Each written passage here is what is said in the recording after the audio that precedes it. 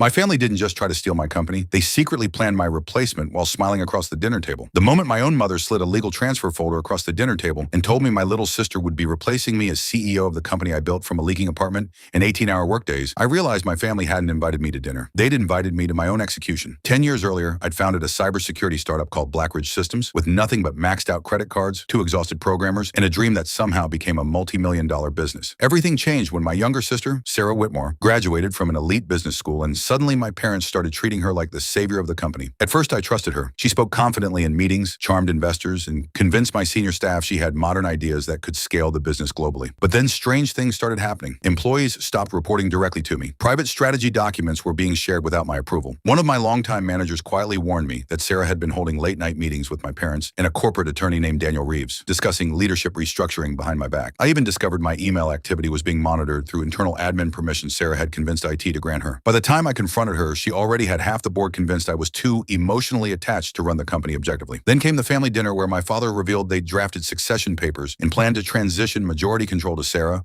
within 60 days, claiming investors had more confidence in her. They expected me to stay on as a symbolic founder while she took over operations. I smiled, nodded, and acted defeated. But that night, I began dismantling everything they thought they owned. Over the next 6 weeks, I quietly activated clauses buried deep inside client contracts that allowed service migration under my direct authorization. I transferred the company's most profitable accounts, proprietary software licenses, and top engineers into a new entity I'd secretly incorporated called Northvale Technologies. My COO, legal advisor, and several senior developers had already pledged loyalty to me after discovering Sarah planned mass layoffs once she secured control. While my family obsessed over press releases and takeover announcements, I was rebuilding the empire underneath them in complete silence. Then on a Monday morning, minutes before their official transition meeting, I walked into the boardroom, handed them my resignation, and informed them that over 70% of the company's active revenue pipeline had legally moved with me. Sarah's face went pale when investors started calling in panic, and within months, Blackridge was drowning in lawsuits, employee resignations, and federal scrutiny over internal surveillance practices Sarah herself had approved. Meanwhile, Northvale exploded into one of the fastest growing firms in the state, and the family who tried to steal my future ended up watching me become even bigger without them.